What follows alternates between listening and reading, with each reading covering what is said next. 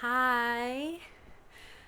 Nice to meet you. If this is the first time you're listening to me, and it will be the first time you're seeing me for the podcast at least, I'm Mikaela, and this is Love Mikaela, a podcast which now includes a visual component where I talk about literally whatever I want to.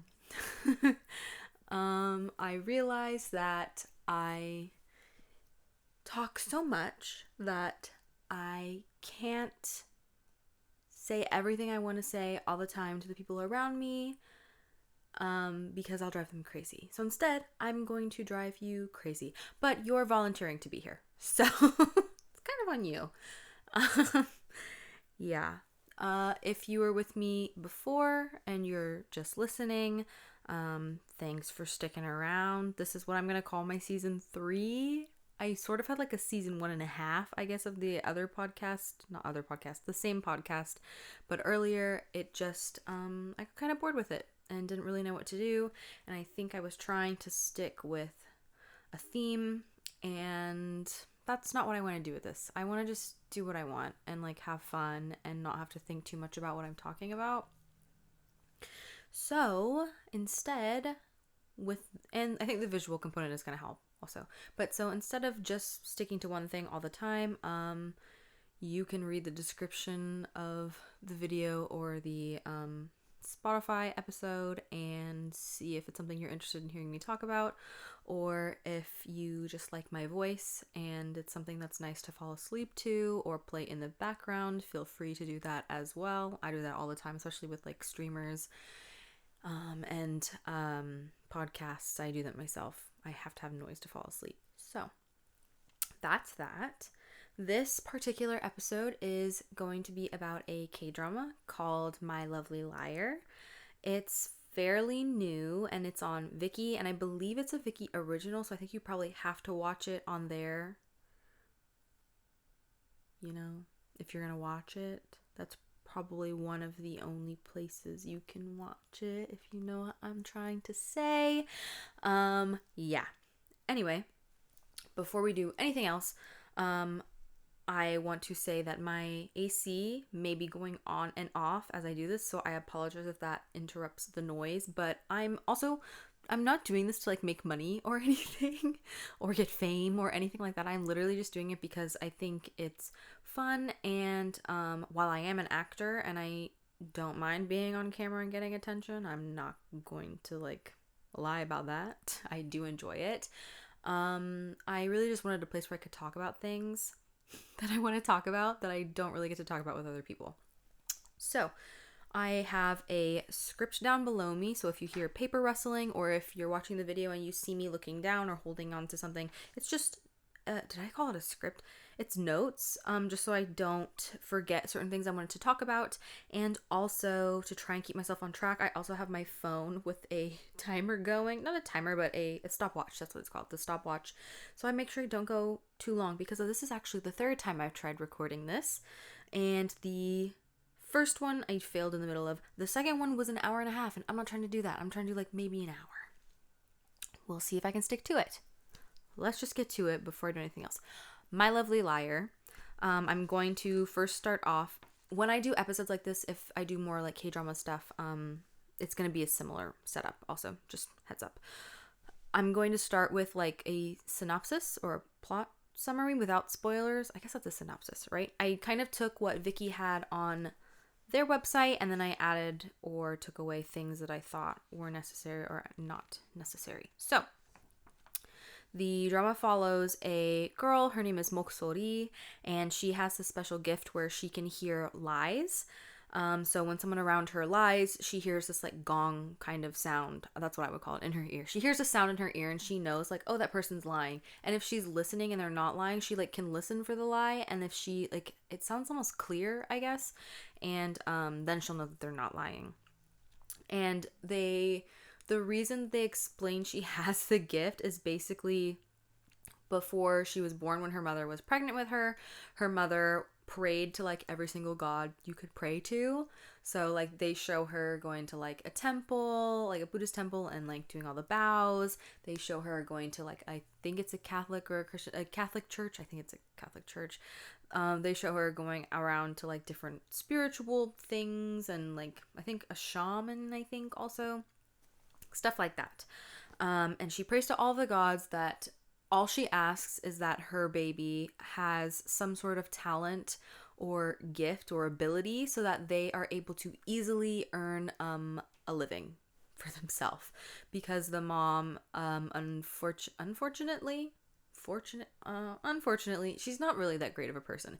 She has a really hard time making money. It's just her and her daughter, and she doesn't want her daughter to grow up poor like they did. And she is a scammer. Like that's how she made money, and even had to go to jail at one point. And so she doesn't want her daughter to have to live like that. So that's what she wishes. And what ends up happening is Moksori is born with a gift where she can tell when people are lying. The next person that we meet is the male lead. So Sori is the female lead, and this gentleman, Kim Do-ha, is the male lead. And when we first meet him, we basically see that he's involved in some sort of incident. We don't know exactly what it is. We see him walking down a road, and he's got like a jersey on, and we see him because Sori drives past him, and she drives past him, sees that he's got a jersey, a soccer jersey on. She honks. She's like, "Hey, I like that team too." You know, I think it was the Korean team, and there was like a game that night or something, and she honked like, "Hey, supporting the team, cool." But when we see him, he looks very upset. Something awful clearly has happened, and he's like covered in blood. We don't know what has happened at this point, but we see him just walking down the side of the road covered in blood, and we're like, okay, weird. The next time we meet him is when he gets on a bus. Well, he's already on a bus, and Sori is also getting on that bus, so they run into each other on the bus, and he is being like sort of attacked by this like strange man. Like we don't know why this man is attacking him or what's going on fully. And Sori basically saves Do-ha. She gets that man to exit the bus. She's like, dude, the bus can't take off until you're off the bus. You're causing a disruption. You don't even have a ticket. Like, get off the bus. We need to get going. They're going from this like small seaside town to Seoul. She gets the guy off the bus. Do-ha is really thankful to her because like she kind of saved him essentially in this moment. We know, or we find, well, we already know, but then we also find out how close it was. She actually really just did that to save herself. The previous night that she was driving away from a job where she had found like basically the rat, like a person who was spilling secrets about one gang, that the gang that he was in, to a rival gang. The gang leader of the gang he was in hired solely to see who is the person who's like leaking all of our info, and she found him, and it was that guy. And that guy was like, I got in trouble and like I got beat up because of you, so now I'm gonna find you. So we know that when she gets on the bus, she's trying to get out of town. She's trying to get out of there before this guy can find her and do who knows what. Probably beat her up, maybe kill her, I don't know. And so the reason she gets the guy off the bus isn't to help Do-ha, which it does help him anyway, but it's because she needs this bus to get moving before that guy finds out she's on the bus and follows her to where she's going. She's able to get rid of the guy fast enough. They get off the bus. We then cut to a few years later, and we find out that she is actually now more established in her career as the liar hunter. And she's got a bodyguard who's also her driver, and she's got like her own tarot cafe, and that's like more of a front than anything. If sorry, my Wi-Fi just went out. Weird. I normally don't see it during the day. Anyway, I'm already at like 10 minutes. I need to not do that. It's just my Wi-Fi is like it's back. Yeah, it's back. My Wi-Fi is so bad in my room. Just atrocious, truly. Anyway, Tarot Cafe.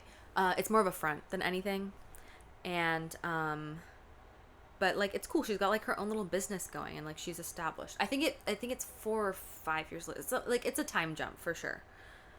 4 or 5 years maybe. Anyway, after that, we end up meeting Doha, and he's in Seoul, and he is now a famous but faceless like composer, producer, like music producer for this big entertainment company. And he's famous because his songs are like incredible. Like he makes really good songs. They're always top of the charts. They're super catchy. The like musicality, I don't know anything about music, but they're really good. Like people talk about it and they're like, this man is a genius. um and the idol that he writes for, he only works with one idol, this girl who's like the top idol of the industry, and like everyone loves her, everyone wants to work with her.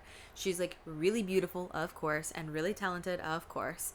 And we find out that the reason he's faceless is because he's afraid that if people find out about his past, he will be ostracized, criticized, ridiculed, that the people who are involved with him will also get caught up in all of that and get in trouble, and that it's just going to cause a huge mess, because his past is that he was a suspect for a murder that happened in his like hometown. Um, we don't, there isn't, it looks bad. I'll say this. The evidence, I don't even know if you can call it all evidence like legally. The evidence that's there, it looks bad. It looks like he killed someone. But it's not enough to convince not only a judge but also like in my opinion, it's not enough to be like, oh, he definitely did it. It's enough to be like, that's really weird. There could be an explanation for this. It's definitely weird, but I don't know if that necessarily means he's the one who did it. It's basically, his clothes have the girl's blood on it. The person who died, who he is suspected of murdering, is his ex. He has clothes that have her blood on them, like that was found in his closet, and she went missing. And her shoes were found by the ocean, by the beach, like on the beach, and they have her blood on them as well. So it looks bad, but they don't have enough evidence to like say he definitively did it, and I don't think that's enough to say he definitively did it either, in my opinion. But yeah, he's afraid that if that news gets out, that people will just like, he's gonna be ostracized, and that everyone he works with is also going to suffer because of what people think he did. So he's really nervous about that. So he's always wearing a mask. He's hiding his face. He doesn't go to award shows to pick up awards that he's won. He goes by like a stage name essentially. Doha is not his actual name. I think his real name was like Sung Jae or something. I don't know. Something, I don't know. I don't know what it was. But it's not Doha. Doha is his stage name. But that's what he goes by, and that's what everyone around him, who he does actually, let's see, which is like 2 or 3 people. That's what they call him when they talk to him. Just to be safe, because he doesn't want anyone to like it. The case wasn't famous enough to be like a big deal, but it was famous just enough that like people might have heard of it, and if they hear his name, they could theoretically connect him to the murder. Well, the fact that he's suspected of the murder. So he's afraid of that. What happens is, this is all for all this is spoiler free. I don't know if I said that at the beginning. What I'm doing right now is spoiler free. I will tell you when I'm about to spoil things, so don't worry. On the video, if you're watching the YouTube video, I'm going to include it in the chapters down below so that you know where you can skip to if you need to. And I'll also try and include like timestamps in the description if chapters aren't working. If you're just listening to the audio and you're on Spotify, so sorry, bud. I'll give you the warning. I can't tell you when you're going to tune back in because I have no idea. I have a very poor concept of time. So sorry. Right now, though, spoiler free. Unless you're like, don't spoil the first episode, which I think that would be crazy, but you know. Okay, first or second. I'm going to say what I'm saying might span the first 2, but you know, that's not that bad. It's mostly the first, though. Anyway, people start to get really interested in him. One, because he makes really good music, but paparazzi catch the idol, the girl that he works with, the singer, exiting his apartment building at night. And so then it's suspected that they're dating, and that causes a really big stir. If you're familiar with like K-pop idol culture, even the Korean actor culture, I don't know if it's prevalent in all of East Asia. I feel like in Japan and China it's a similar vibe. If it's to the same extent as Korea, I have no idea. But if you are familiar with it, you'll know what I'm talking about. But basically, I feel like even actors, maybe not as much as idols, but at least a bit. Um, Actors and idols in Korea, famous people really, them dating is, or getting married is a really huge deal. But dating, I think is better to focus on. Dating is a really huge deal because a part of, especially for idols and a little bit for actors, but especially for idols, famous people in Korea, I'm gonna say again, a part of the appeal that, like, at least, I'm not gonna say that this happens for everyone. Part of the appeal for some people and part of what their like packaging is, like how they present themselves, is like the boyfriend vibe or the girlfriend vibe, or the idea that there's even the slightest chance that you could one day date that person. And so like when they're providing selfies, like selfies, or when they're doing like live streaming on like Weverse or Instagram lives or things like that, and it's like, oh, like you can pretend you're like FaceTime, the very delulu parasocial aspect of it all. That's a big appeal for some people, and that's also just kind of a part of, unfortunately, the job description when you're an idol or an actor or a celebrity, in Korea and probably in other places as well. And so the rumors of someone dating is like a huge deal. And so because it's rumored that this idol that he works with is dating him, there's paparazzi all over the place, and he's terrified that if his face gets revealed even a little bit, even though he goes everywhere wearing a mask, if anything of him like personal gets revealed, that people will find a way to connect it to the fact that he was a murder suspect, and that everything is just going to be completely ruined and his life will be over, and the people that he cares about, their lives will be over because they're connected to him. And so he freaks out. His best friend is actually the CEO of the company that he works for and that the idol that he works with works for. And his best friend is like, hey, I have this apartment in this like town a little bit, like not super far from Seoul, but like a little ways away. Nobody knows that you live there because paparazzi know where he live, unfortunately, and they know what like his car looks like, all this stuff. It's like it's scary and it's crazy, and honestly it's very real. But anyway, so his friend is like, I have this apartment. I don't know if it's supposed to be like a vacation home. He said something about like it was supposed to be renovated, but then it never was until like really recently, so we never like moved into, I don't know. He has an extra apartment basically. I'm going to say it's probably like a summer home or like just a vacation place so they can get out of Seoul for a little bit, or like the city. He tells him, hey, it's open. Why don't you go there and lay low for a little while, and hopefully this news dies down and then nobody will care anymore. The company does release a statement that's like, they're not dating, they're just friends and they just work together. It's not a big deal. But, people are going to believe what they want to believe. So he leaves. He essentially moves into this apartment for a little while. Come to find out that the girl who saved him on the bus, Moksori, is his next door neighbor. And I think they're the only two who live on that floor, but it's an apartment building, so there's other people there. But like, I think they're literally the only two who live at that floor, and they're literally right next door to each other. The first time they meet, he recognizes her immediately, which like, what does that say about you? Like, obviously something happened when you saw her. And they hinted at that a little bit when they had first met. But anyway, she has no idea who he is. He does have a mask on, so it's like, oh, maybe she does know who he is if he takes the mask off, but because he has a mask on, she doesn't know who he is. She doesn't remember him. Like, it was literally like so long ago, like, why would she remember that? Doesn't make sense. But he remembers it, which is a little cute, but Um, she saves him yet again. I'm not gonna go into detail on that. You can watch the show. She saves him yet again. He's thankful, and he's more thankful that she doesn't recognize him because he's scared that somehow she'll connect. He didn't even tell her his name, I don't think, when they met the very first time, so I don't know why he was so worried. And he's got a mask on, but he was terrified she was going to recognize him. She didn't, thankfully. So he was like, okay, thank God I can stay in this town and in this apartment and like stay here and lay low. I don't have to go find somewhere else to try and like ride this out until people aren't interested in me anymore. And then they start to get to know each other a little bit more. They keep running into each other. There's some cute little moments, of course. There's some very funny moments. They just kind of get to know each other. And as they're getting to know each other, Sori realizes, oh, my power doesn't really seem to work on this dude.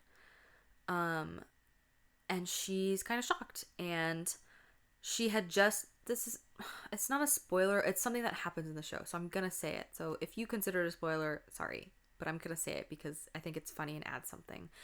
um she was watching this show where this girl had a, was it the girl or the guy? She's watching a show where one person had a superpower. That superpower didn't work on the other person they were with, and they immediately, their first thought was, that's my soulmate. That's why my power doesn't work on them. And so when that happens for her with Doa, she's like, is he my soulmate? Like the show is saying when something like this happens, it's because you're soulmates. Is he my soulmate? And so she starts to think about that. And then when she talks to her bodyguard and the woman who works at the tarot cafe with her and who know like what her extra business is, the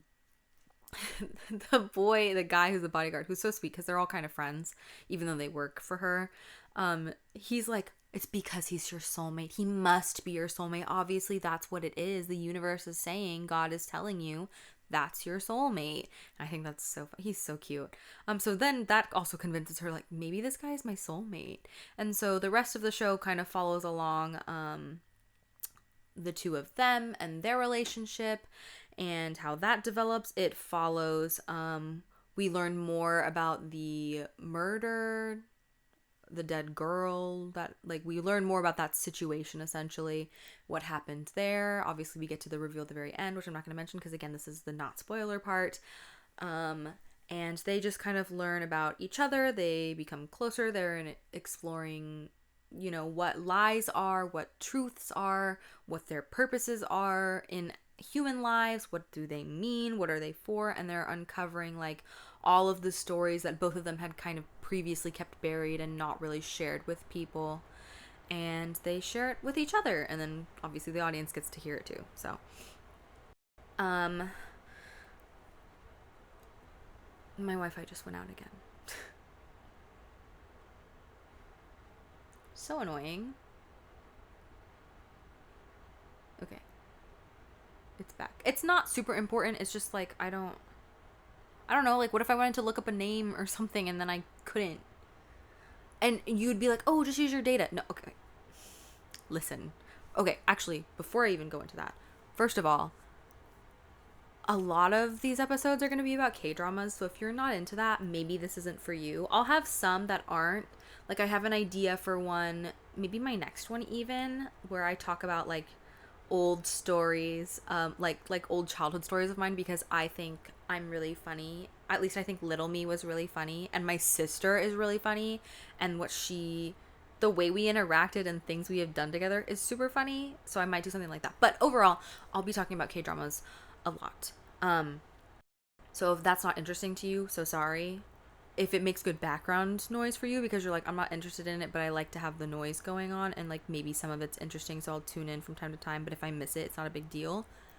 Beautiful, perfect. You know, if it's not for you, that's fine. If it is for you, very cool. Glad we found each other. But a lot of these are going to be K-drama episodes, and I'll be talking about them from a like viewer consumer perspective, just because I watch a lot of K-dramas and I love them, and I love the way that K-dramas tell stories. But also from a like film entertainment kind of standpoint, because my degree is a BFA in acting for film and TV, but I also took classes in college where I studied storytelling, writing, directing, editing, cinematography, all that kind of stuff. Not as much as I studied acting, but like I have enough knowledge to be like, oh, I know that this shot means something, you know, stuff like that. So that's what I'll be doing when I talk about K-dramas. Okay, what was I saying? The Wi-Fi. Yes, K-dramas. I'm currently... How do I explain this in a way that makes sense? The Wi-Fi in my room is really bad, as I said before. I have this, like, amplifier. I have this thing in my room that's supposed to, like, make the Wi-Fi better in my room. It's fine now. There's a light on it, so I know when it's working and when it's not. I have this thing in my room that's supposed to help. It I don't know, I guess it does, sort of, because the Wi-Fi was worse. There's this area in my room. Okay, if you're watching the video, you'll be able to see this. If you're not watching the video, sorry, you're just gonna have to listen and bear with me. My bed is in the corner of my room. This I'm on my bed right now. If you're watching, I'm literally sitting on my bed. I have a wall here, doors over. Anyway, my bed is in a corner over here. If I'm on like half the midway point of my bed, closest to the wall, not even midway. If I'm like 2/3 of my bed closer to the wall, I don't get Wi-Fi. Like I don't get internet, and my service is really bad too. Like it's either slow or it's like it disappears. I don't know why. And it's incredibly annoying because it's not even just like I it's a big bed. It's big enough that I can lay on one side and be fine. But if I even have my arm with my phone on the other half of my bed, my phone like doesn't want to work. It just doesn't want to work. It doesn't load things. It doesn't load, I was going to say Twitter, X, whatever. It's Twitter.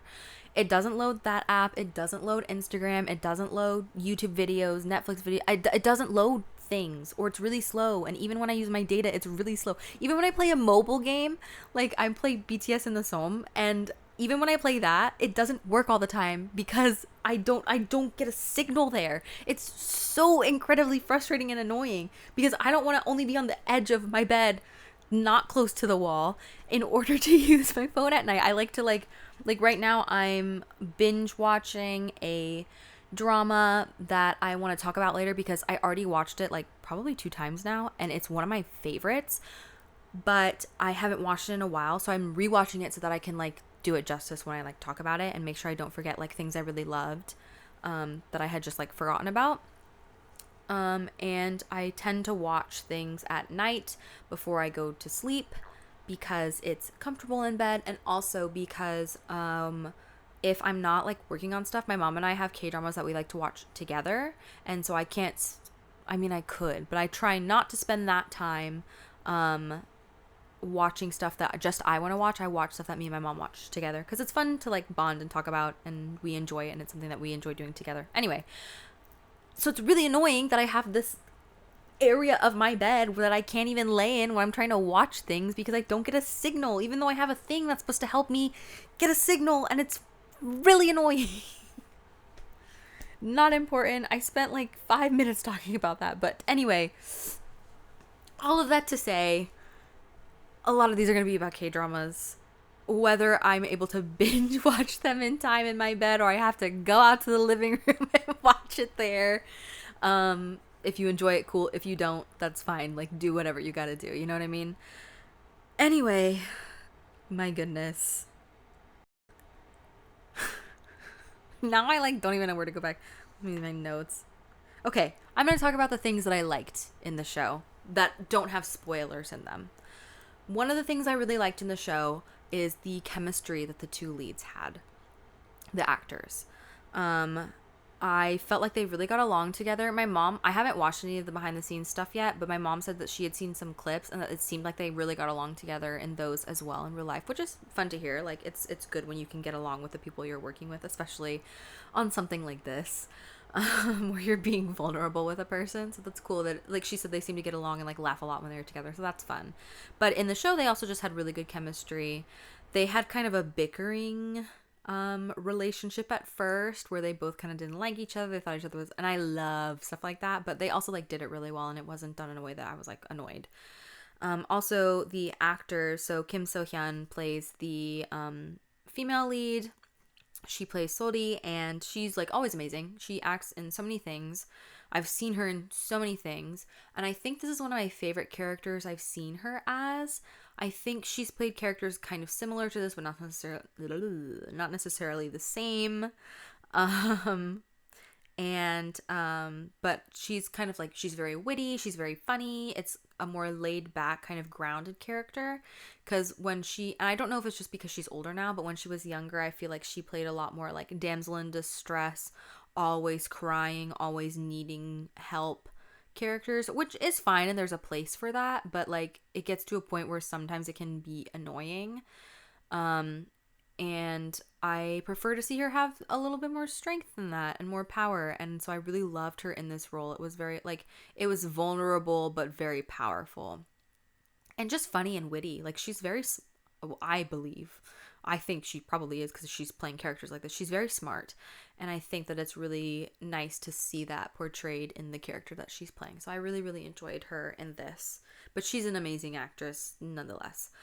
And then the male lead was, I'm looking at my notes to make sure I don't get names wrong, Hwang Min-hyun, who I was he in a group? He was slash still is an idol.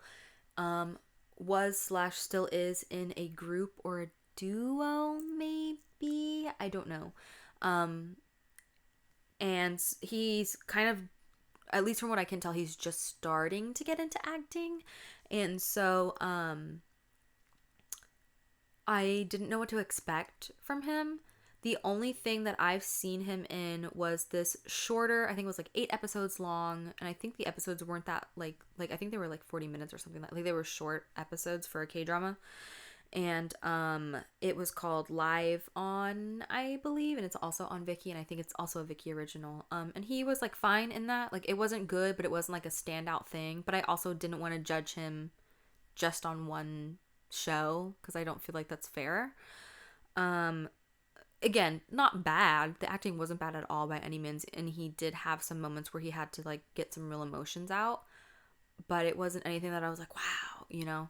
But in this, he really pleasantly surprised me. I really, really loved what he did, and it just seemed really grounded, really like real.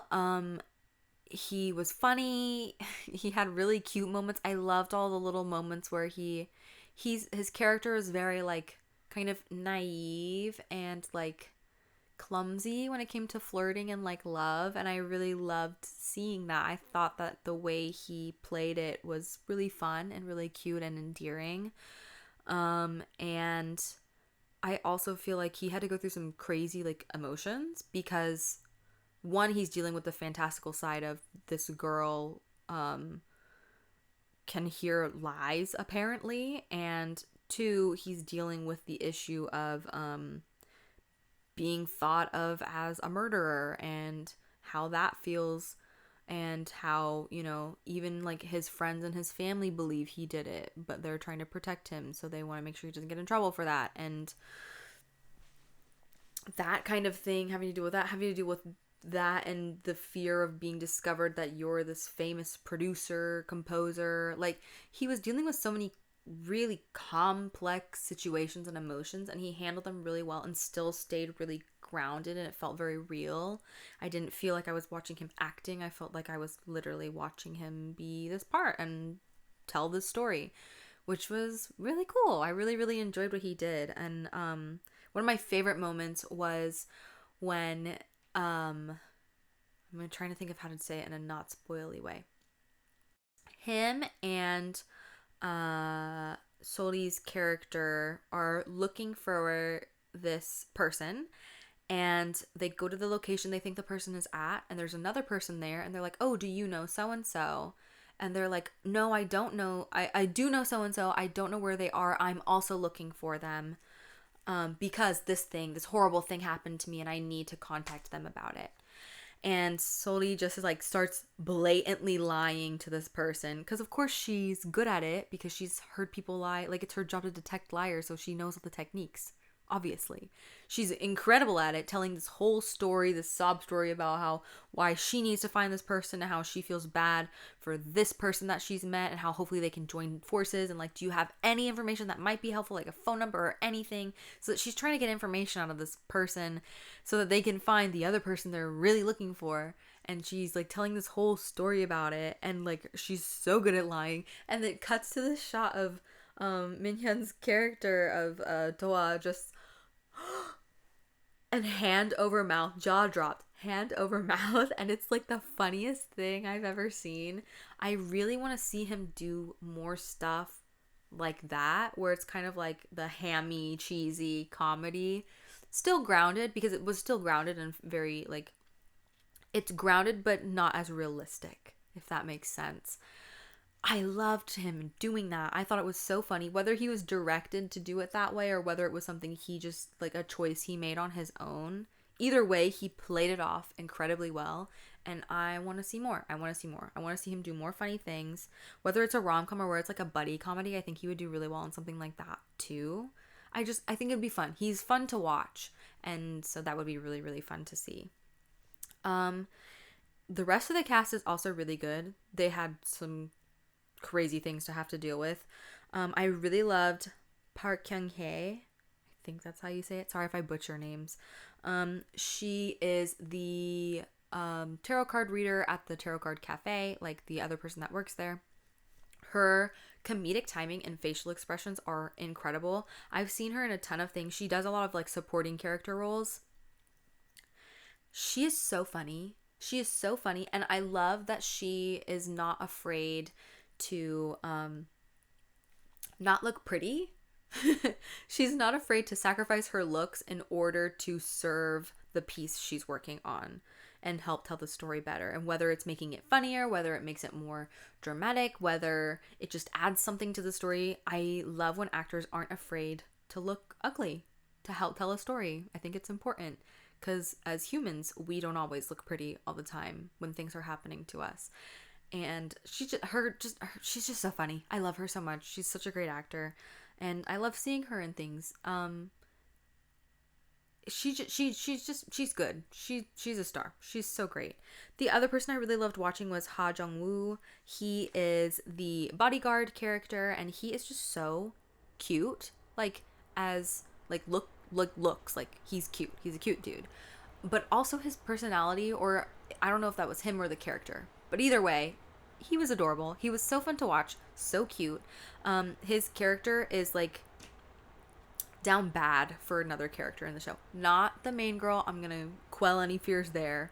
It's not that. He's not in a love triangle or anything. And he was just so fun to watch in a role like that. I would love to see him be the lead in a role, even second lead, but I'd love to see him be the lead or like a second lead in a role similar to, if you've seen Strong Woman Do Bong Soon, that Park Hyung-sik's character is in. Min, I think that's his character's name, where he's just down bad in love with this girl. Very powerful, very smart, but when it comes to this girl, just a total idiot.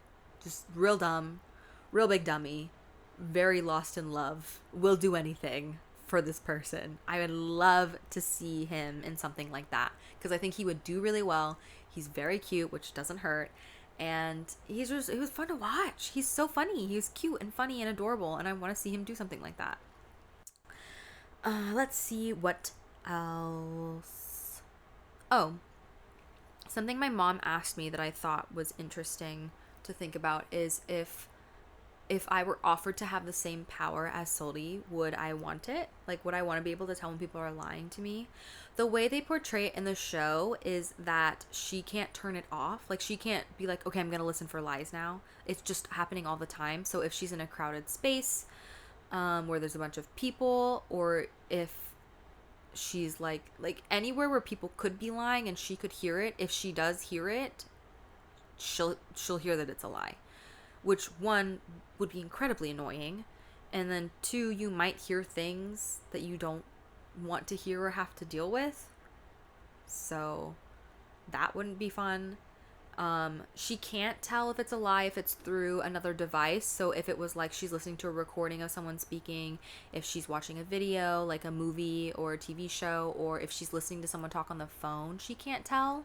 It's only if they're in person, which means she couldn't go see plays because while lying and acting aren't the same thing, they could be maybe categorized as the same thing. And so she couldn't go see plays because it would just sound like lies to her the whole time. So when I thought about all those things, I was like, I don't think I would want that power because it would be really annoying because you can't control it. You can't turn it on and off. I'm an actor. I can't act. Like, you're telling me I can't do my job if I have this power? Yeah, no, thank you. It would be so distracting. Imagine you're like trying to do a scene with someone and then you just hear bong, bong, bong over and over and you're so annoying. That would be so annoying. Couldn't do that. And then my other thing was like, what if someone tells me a lie and I don't want to know that it's a lie? Whether it's like I liked what they said and I want to believe them, or it's like if I know that it's a lie, it could get me in danger. like like you meet someone like covered in blood one night. It's like Halloween, you meet someone covered in blood and you're like, "Oh, wow, nice costume." And they're like, "Yeah, thanks. Uh it is a cool costume." And then you're like, "That was a lie." And you're like, "Oh, what part of that was a lie? Is it not a costume?" And then you're like, "Oh, now I know that you're a murderer and now what's going to happen to me?" Like, you know what I mean? Like it would just be bad. So no, I don't think I would want that power. But something for you to think about. Would you want that power? I feel like it could be useful in certain things. Like, I don't know if you're a judge, maybe, or like an FBI agent or something like that. I guess it could be helpful. But then you can't turn it off in your daily life, so that wouldn't be fun either. Yeah, I don't know. For me, it's a big no, a hard no. No, thank you. But I wonder what you would think. Um, you can leave it in the comments if you'd like to share your thoughts with me on that or not. I don't know. Um, One of the things that I can say, spoiler free, that I didn't really love about the show, which, and it's not a big deal, like, don't let this deter you, and I don't think it would let anyone deter them from watching it. It wasn't a super binge watchable, is that a word? Show. I couldn't really binge watch it. After about 2 to 4 episodes was kind of my limit. The pacing was good, it wasn't bad. It's just, it's not a show that's made to be binge watched. The way that they released it when it first came out was they released 2 episodes a week on Viki. So the pacing of it makes sense because that's how they released it and how they had planned probably to release it. It's not one that I would binge watch like all of it at once. When I say 2 to 4 shows, I mean like a day. So could I finish the whole show in like a week? Yeah, probably. I could. I probably could. But I couldn't like sit and watch it in over the span of like 2 days and just like focus on it because I would start to get a little bit bored after 2 to 4 episodes. 2 episodes is pretty good.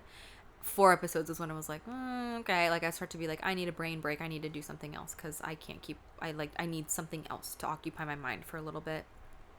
Not in a bad way. Again, pacing was not bad at all. It was just like I wouldn't recommend it if you're trying to binge watch a show in like a day or two. But if you've got like some time or you want to spread it out over a couple weeks, I would say go for it.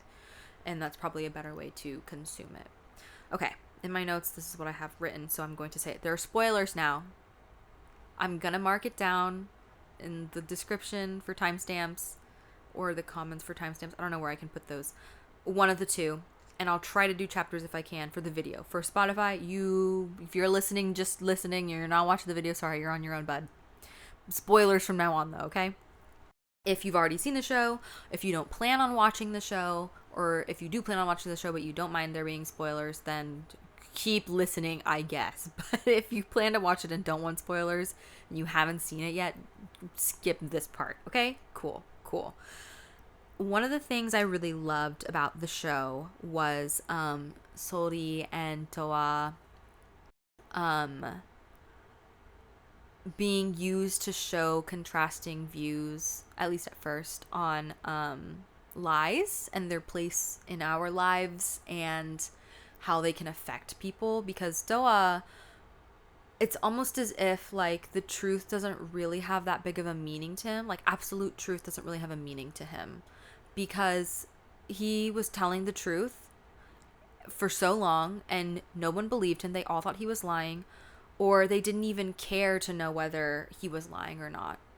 They were like, it doesn't matter what the truth is. Everyone else believes this lie about you, and so that's what I'm going to go with, and I don't care if you're going to tell me the truth. Like they just it's almost as if the truth didn't really have a place in his life as a way to like decide whether to trust people or not. It was if people trusted him, he could trust them, essentially. Because truth and lies didn't really, they affected him and hurt him so deeply to a point that they almost didn't even matter anymore. At least that's how I read into it.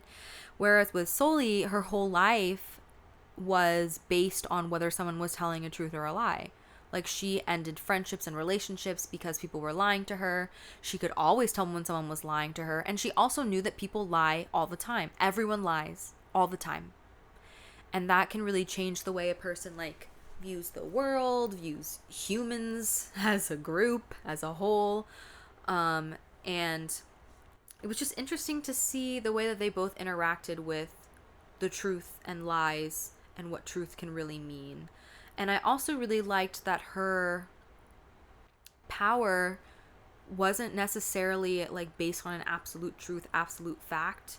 It was based on whether the person was believed they were telling the truth or not. Because Doa says like very early on, I didn't kill her, it wasn't me, I didn't kill her. And then when she hears it, it rings as if it was a lie, which it's not, and we learn that, of course. But it rings as a lie and not the truth, because he believed it at the time that he was the reason that she died, and he's the whole reason that she's dead. Even if he didn't directly kill her, right? Which I thought was super interesting and like really fun. I really enjoyed the plot twist. I really didn't see it coming. And a lot of times I didn't see it coming until like maybe 15 minutes before it happened. I usually am pretty good at telling what's happening and what's not in K-dramas, just because like they kind of follow a similar formula, and I know most stories all follow a similar formula in general. And so it's easy to kind of see when things are happening. But this plot twist I didn't see coming, because I fell for the brother, the CEO's brother. I can't remember their names right now, and I didn't write them down. I genuinely thought that the brother was the one who did it, because we found the ring. We found out that he had a crush on the girl, on Doa's ex. So it was like, obviously dude did it. He got the couple ring because he wanted to match with the girl, yada yada yada. Like, he loved her. And in my head I was like, and the explanation, sorry, I just got hair in my eye. The explanation that they went with made sense to me, where it was like, oh, it was an accident. Like, he didn't mean to kill her, but it was like he got too passionate, and then it was an accident, and she got hurt and died, and then he had to cover it up. My theory was, oh, the older brother, because we knew that the older brother was lying about finding out when his brother was the one who did it. My theory was that the brother knew that the younger brother had done it the whole time, and that's why he kept helping Toa, was because he helped cover up the body. But then we find out that he's the one who did it. He's the one who killed her, the CEO. I was so shocked. I was like, what is going on? Oh my God. And then on top of that, we find out the reason, which first, before we found out the reason, I was trying to think, like, rack my brain, like, okay, why would he kill her? My thought was he didn't want her to hold Doa back, because his character seemed very much about the company and making profit. And he knew that Doa was talented and also his friend, but also could make him a lot of money. So I thought that was why. And then we find out, no, it's because he had a crush on Doa.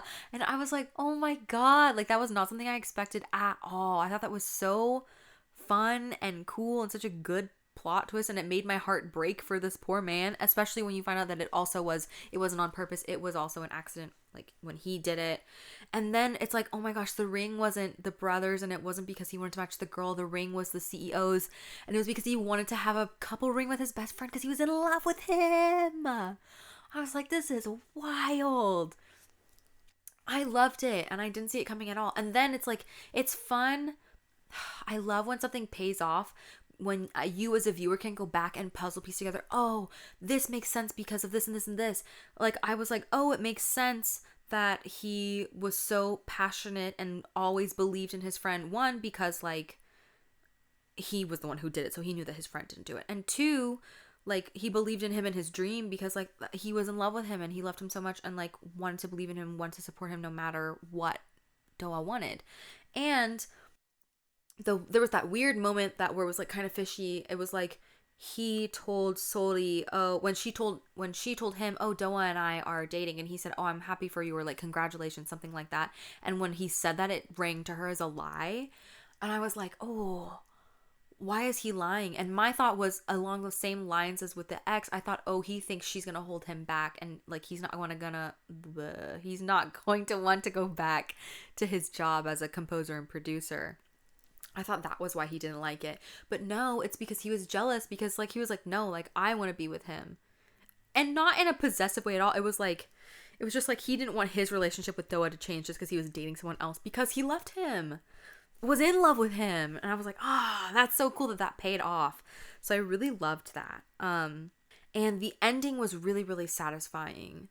Was it a little bit like cheesy and a little like, oh, we have to have the happy ending? Yes, but I am a sucker for a happy ending, and it wasn't done in a way that wasn't unsatisfying. I don't care if it's I don't care if the ending's cliche, if it's open-ended, if it's not the ending I wanted, but like as long as it's a satisfying ending, like I feel satisfied with the way the story ended, that's all I care about. I don't care about if it's cliche or not, or if it's a happy ending or a sad ending or not. Do I prefer a happy ending personally? Yes. But if it's a satisfying sad ending or it makes sense, that's fine.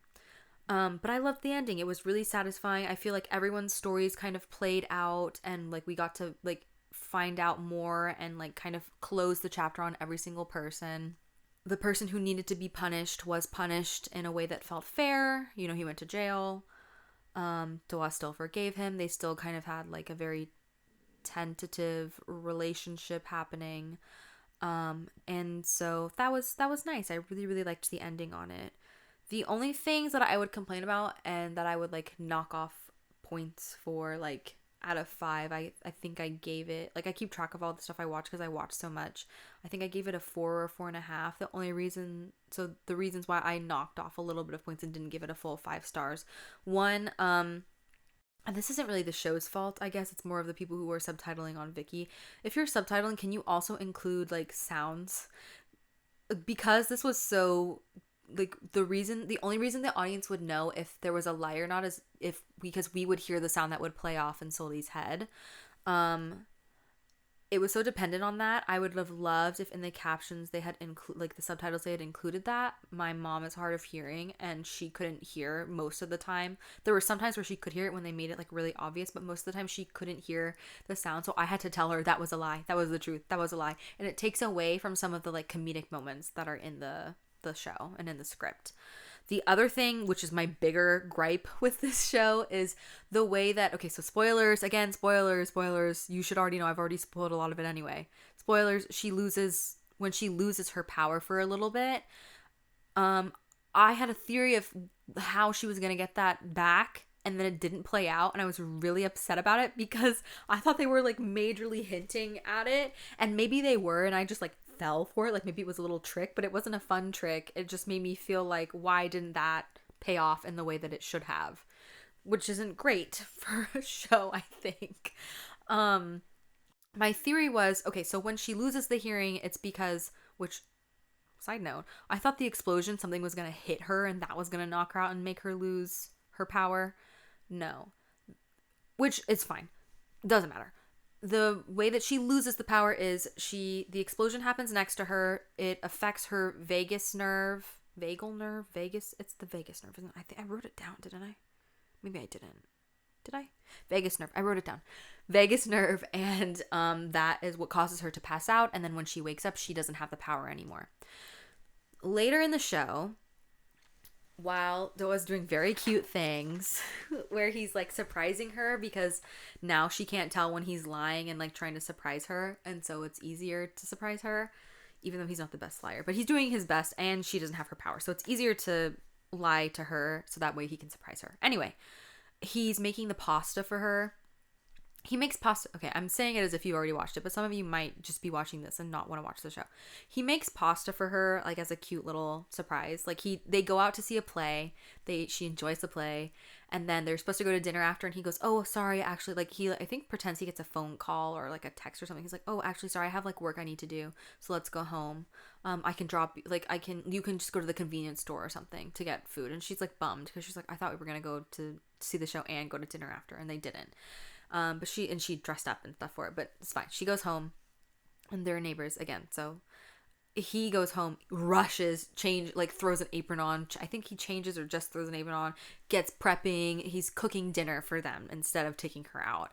And one of the things he does like steak and pasta, and the pasta, he, puts this green stuff in the pasta while he's making it and then goes, "Oh, that wasn't parsley. I wonder what that was that I put in." This is important because earlier in the show, there's a moment where they specifically state that the way that it was written, I don't know if it was like translated differently or if this is actually how it was said. She says, "Oh, I can't eat cilantro, like mushrooms and like shrimp," or something like that. Like they list things that she can't eat, and then her ex comes in and is like, "Oh, I know you guys aren't really," because there was a whole plot point where like they're pretending to be dating because her ex was bothering her and she didn't want him to like think he still had a chance, and so she fake dates Doa. He's like, I know you guys aren't actually dating, or you haven't been dating for long because he ordered this thing and you're allergic to it. So he says allergic, she says can't have. At least that's what the subtitles say. I don't know what the actual Korean was because I don't speak Korean, unfortunately. Not yet. I'm working on it. Anyway, he put something green and leafy and is like, oh, that wasn't parsley. I was supposed to put parsley in it, but it wasn't. He's like, oh well, and then he continues cooking. So in my head and my theory, and I literally pause the show. I'm the kind of person who likes to talk when we're watching a show, and it drives my mom nuts because she misses things, and so I have to pause it now. And that probably also drives her nuts, but I'm gonna talk while I watch a show with someone. Sorry if that bothers you. We can't watch a show together, and that's just that. Anyway, I pause the show. I turn to my mom, I'm like, I have this theory on how she's going to get her hearing back. My theory was, and I looked it up. I'm not a doctor. I'm an acting major. Like, that is what I got my degree in. So I don't know a bunch of science stuff. But when I looked it up, the vagus nerve either like produces histamines, which has something to do with like allergies and stuff, or it's like affected by histamines. The histamines and the vagus nerve have a sort of connection, and histamines and allergies have a connection. So my theory was, when he's cooking dinner, the thing that he accidentally put in was the cilantro that she is allergic to, and when she was going to eat it, she was going to have an allergic reaction, which would somehow stimulate the vagus nerve. And that would then cause her to get her power back. That's what I thought was going to happen. Because, one, they made a point to list what she could and couldn't have earlier in the show. Then, when he was making the pasta, he made the comment of, oh, I put this thing in, but it wasn't parsley. Oops. And then we don't talk about it again. I'm like, oh, he made a big mistake. And then, when they're showing, like, when he when he puts all of the dishes out on the table and, like, has her come and sit down, they focus on the pasta. Like, the camera goes and, like, pans down, tilts down. No, it was moves down. Whatever. I don't remember the camera. You know what I'm trying to say. The camera moves down, focuses on the pasta, and then I don't know if it pulled back or if it came into the shot, but he like puts more like parsley on top of the pasta, and it's very emphasized that he's doing these things, at least as per the camera work. Like, from my knowledge from film school, and just as the viewer, it felt like they were very much focusing on it. So I thought, oh, that's how she's going to get her hearing back. No, that's not how she gets her power back. She gets her power back because there's a moment where her parents, who had previously divorced, but they had divorced for reason, like the father thought they divorced because she cheated. The mother thought they divorced because he was embarrassed of her because she was a scammer. And that wasn't the case. And when the father found out that she hadn't cheated, he was like, actually, I still love her and I still want to be with her. And she was trying to marry this old man because she wanted his money, but she thought he was so gross, like, didn't even want him to touch her. But she was going to go through with the marriage anyway because she's like, I need the money. And it's a whole thing. And then the dad is going to propose to the mom again and save her from this gross old man. And when he proposes, he's like, he's like, will you marry me? And she goes, no, I never want to live with you or be around you ever again. And then suddenly Moksori gets her power back all of a sudden out of the blue. And she hears the like gong sound and knows that her mother is lying about not wanting to be with her father still. And, you know, it was an important moment for her to have the power back, but it didn't feel satisfying. I feel like the way I thought it was going to happen would have been more satisfying, especially because it would have paid off all the like camera movements and the little things they had mentioned. Maybe it was on purpose. If it was on purpose, good job. I fell for it. If it wasn't on purpose, though, y'all missed an opportunity, because I feel like that would have been a really fun way to tell that part of the story. The doctor did mention when she had lost that power, like, she didn't mention the power, but she just like asked, oh, if there's like things that have changed, could it come back? And they were like, yeah, like you might go back to normal after a few months or something. So it's like, fine, whatever. But yeah, it just wasn't satisfying in my opinion. Okay, spoilers are done now. I'm literally almost at an hour, so I gotta speed this up. Stop talking so much. Spoilers are done now. I just wanted to say one thing that I thought was really cool. My little knowledge of Korean, I believe the word moksori is how you say voice. Like, that's the word for voice in Korean. And then the main character's name, who can hear lies, her name is Moksori. Like, when you say moksori, he. it probably sounds a little bit different. I'm probably not pronouncing it correctly because I don't fluently speak Korean, but they're similar enough that I was like, oh, I wonder if that was done like an on purpose thing and it was like a cute little thing. The Hangul that's used, the characters that are used aren't the same, but I feel like they kind of sound similar enough that I was like, oh, that's like fun. I just thought that was fun. Okay, the way I'm going to close this out and how I'm going to close out every K-drama, I think, I might not, but I'd like to try and do this with all my podcasts anyways, if you've listened to any of the ones in the past, is like kind of a life lesson. And I feel like you can get life lessons from pretty much anywhere, but film and television, you can definitely get some lessons from. So what did I learn from my lovely liar? I think I just learned, or it was at least reiterated, or I was reminded of the fact that lies and the truth can be both good and bad. That there's a lot of gray area with both of those things, and just kind of human life in general. I feel like being a human is living in a gray area almost all the time. I feel like there's very few things that are absolute. Maybe death, but even then, I don't know. Maybe, who is to say? um yeah, I think sometimes lies are told for good reasons. Sometimes a lie is better than the truth. Sometimes, whether it's for little things like you're complimenting someone, even though like maybe it's not the best, but that like a compliment can go a long way and could really help them grow into something like better, and to the point where they like grow into that compliment almost, versus telling them the truth and like beating them down and it not being helpful at all, and making things even worse. Yeah, there's good lies, there's bad lies, there's in between lies. The truth can be good, the truth can be bad. I think it's important to know when you're telling a lie to protect yourself, protect someone else, or make someone or yourself feel better in a way that's necessary, versus you're telling a lie because you're running away from something, or you're afraid of something, of a consequence coming from telling the truth. There are different things, and I think it's important that we like really consider that in life when we're interacting with others. And something that I really loved, there's a line that Doa says. I'm not going to say why he says it, but there's a line that Doa's character, he's the character. There's a line that Toa says where he basically says the way that he tells when people are lying, because he doesn't have a power, as most of us don't, is he chooses when to believe someone and when to believe they're telling the truth and when to not. He's the one who chooses that. And I think that's really important, because everyone lies. A lot of people lie a lot. Some people lie a little, but everyone lies at least a little. Whether they're little lies or big lies, everyone lies. And maybe one of you does. I don't have this power where I can tell when people are lying. The only way that you can believe someone and believe that they're telling the truth is if you choose to. The only way you can trust someone else is if you choose to trust them. And in order to be happy with that choice that you're making, I think you have to trust yourself. So as long as you trust yourself and you trust the choices you're making, you will be satisfied with the outcome of the choice that you make. Does that make sense?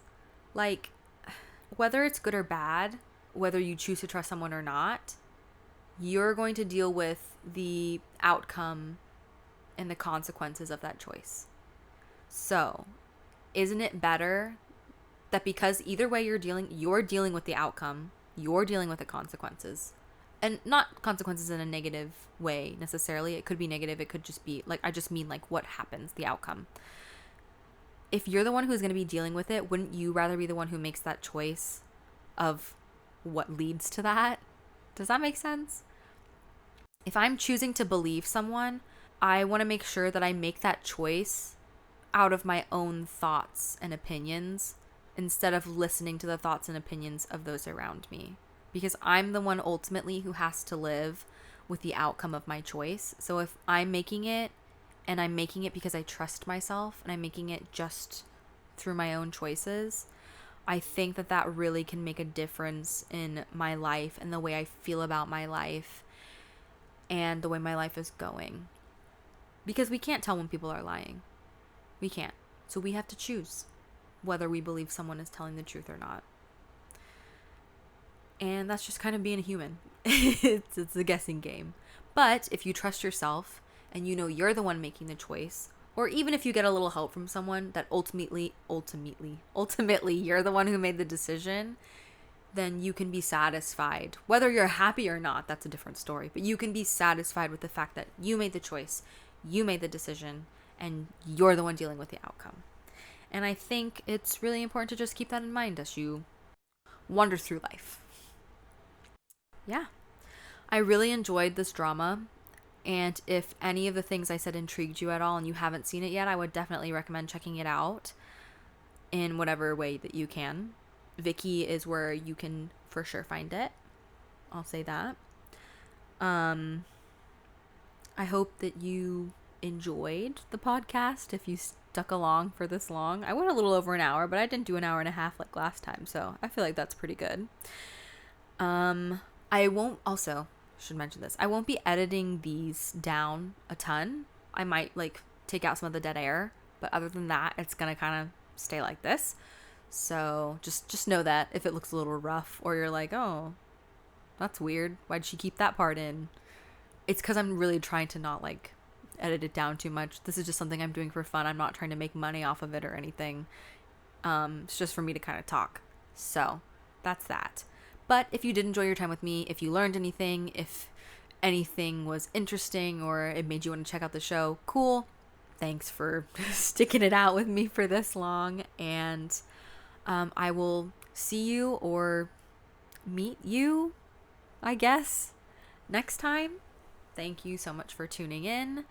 I hope you have a lovely rest of your day, evening, wherever you are. I hope things are going well. So I'll see you next time. Love, Mikaela. Bye.